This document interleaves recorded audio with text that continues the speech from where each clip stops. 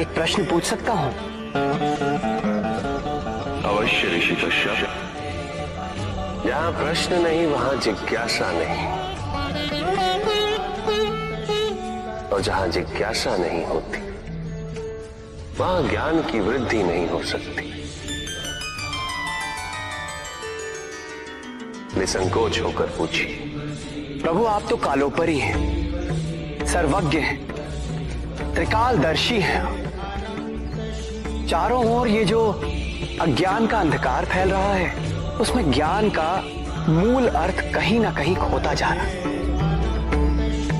मेरा आपसे विनम्र निवेदन है प्रभु, किसी अन्य विषय पर चर्चा आरंभ करने से पूर्व हमारे और इस समस्त संसार के कल्याण और मार्गदर्शन हेतु आप ज्ञान की मूल परिभाषा से एक बार हमें पुनः अवगत करवाएं। ज्ञान और अज्ञान की परिभाषा को स्पष्ट रूप से समझने के लिए ज्ञान और अज्ञान की विशेषताओं का स्मरण करना आवश्यक है।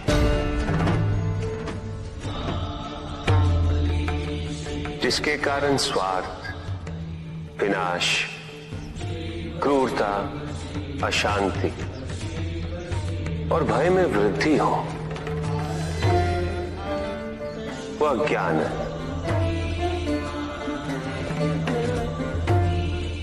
किंतु जो व्यक्ति को उदार, निर्भीक, सहनशील और विनम्र बनाए, वही ज्ञान है। अज्ञान की शक्तियां दुरुपयोग करने हेतु प्रेरित करती हैं, किंतु जो अपनी शक्तियों और अपने सामर्थ्य के प्रति अपने उत्तरदायित्व को समझाए, जो न केवल अपने अपितु अपने से पहले संसार के उद्धार हेतु प्रोत्साहित करे, वो ज्ञान है। ज्ञान का मूल उद्देश्य ही परोपकार है, सृजन है। दूसरों की भावनाओं को समझना, उनका आदर करना, यही ज्ञान है। क्योंकि ज्ञान हमें न केवल अपने अपितु दूसरों के दुख और सुख के प्रति भी संवेदनशील बनाता है। किंतु जो दूसरों की भावनाओं का अनादर करे, उसे ज्ञान की श्रेणी में कैसे रखा जा सकता है? अज्ञान के कारण व्यक्ति सांसारिकता में बंधता जाता है, मोह माया में उलझता जाता है। अज्ञान परम सत्य से दूर ले जाने का माध्यम है, किंतु ज्ञान व्यक्ति को परम सत्य की ओर ले जाता है। ज्ञान मुक्तिदायक है, मोक्ष का मार्ग है, और इस मुक्तिदायक ज्ञान का सर्वोच्च रूप है आत्मज्ञान,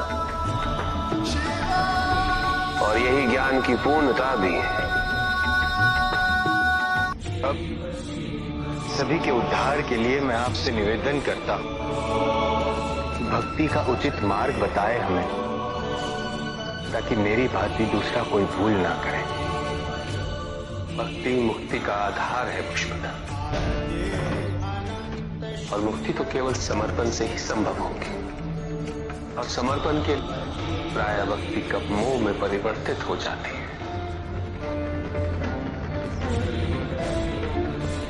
और ऐसे में पथ भ्रमित होना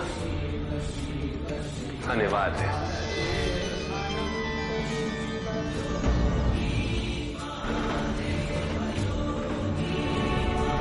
प्रभु, तांडव की परिभाषा क्या है तांडव? उसे आरंभ करने से पूर्व मन में कैसे भाव होने चाहिए? तांडव नृत्य जगत की 5 क्रियाओं का संकलन है। सृष्टि, स्थिति,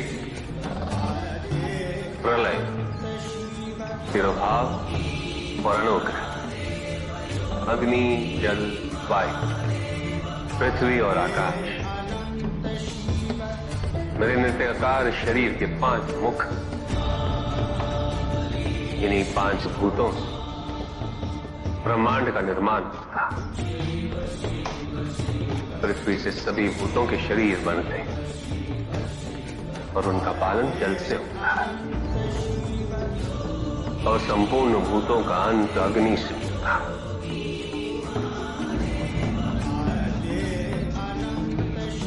वायु तथा आकाश में तिरोभाव और अनुग्रह की शक्ति। इस प्रकार मेरे ये 5 महाभूत मुख मेरे नृत्य की 5 महाक्रियाओं का प्रतीक है। धन आवश्यक है ऋषियत्र, क्योंकि धन मूल आवश्यकताओं को पूरा करने में सहायक होता है। किंतु जब कोई व्यक्ति इच्छाओं को आवश्यकता समझने लगे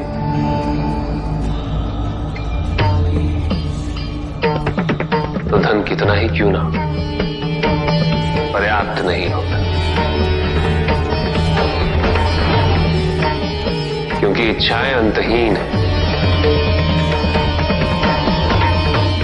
इसलिए मनुष्य कभी ना समाप्त होने वाली इच्छाओं की पूर्ति हेतु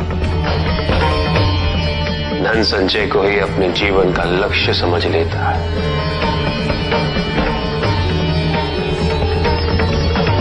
वो लोभी बन जाता है।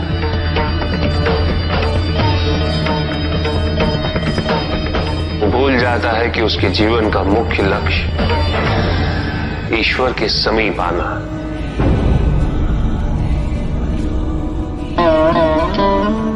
ऐसे लोभी व्यक्तियों को अपनी मृत्यु के समय भी यही दुख रहता है कि उन्होंने क्या कुछ नहीं पाया, क्या शेष रह गया। ऐसे समय में वो एक क्षण के लिए भी ईश्वर का स्मरण नहीं करते। अपने जीवन की निरर्थकता और व्यर्थता का बोध नहीं होता।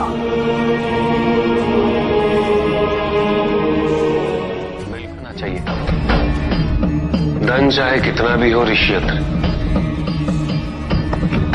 मूल आवश्यकताएं तो केवल उतनी ही। तन ढकने के लिए वस्त्र, पेट भरने के लिए आहार और शरण के लिए भवन। इन आवश्यकताओं के पूर्ण होने के पश्चात जो भी है वो इच्छा है। धनी व्यक्ति के पास जो भी अतिरिक्त धन होता है वो उसे दान करना चाहिए, उनके उद्धार के लिए जो अपनी मूल आवश्यकताओं को पूरा नहीं कर सकते।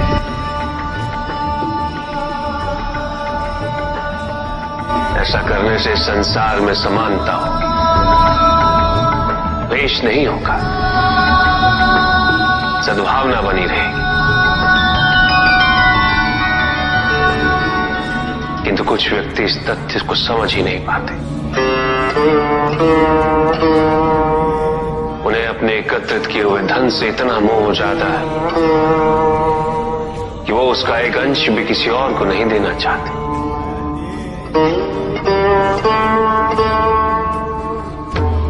ऐसे व्यक्तियों की सूची में सर्वप्रथम स्थान कुबेर का है।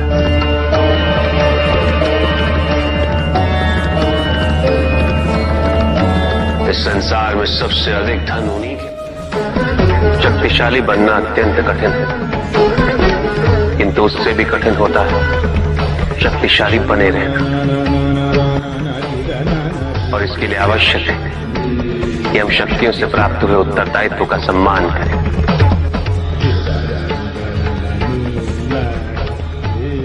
अन्यथा हम स्वयं पर निरंतर खो देते और यह हमारे पतन का कारण बनता है। युद्ध में की गई भूल और उपलब्धियों से कुछ न कुछ सीखना आवश्यक है कार्तिक। बुराई और अच्छाई के मध्य ये युद्ध निरंतर चलता रहेगा। आज एक अध्याय समाप्त हुआ है, कल दूसरा अध्याय आरंभ होगा। जब तक इस समस्त संसार में बुराई है तो अच्छाई भी होगी, किंतु अच्छाई और बुराई के युद्ध में जीत सदैव अच्छाई की ही होगी। प्रभु,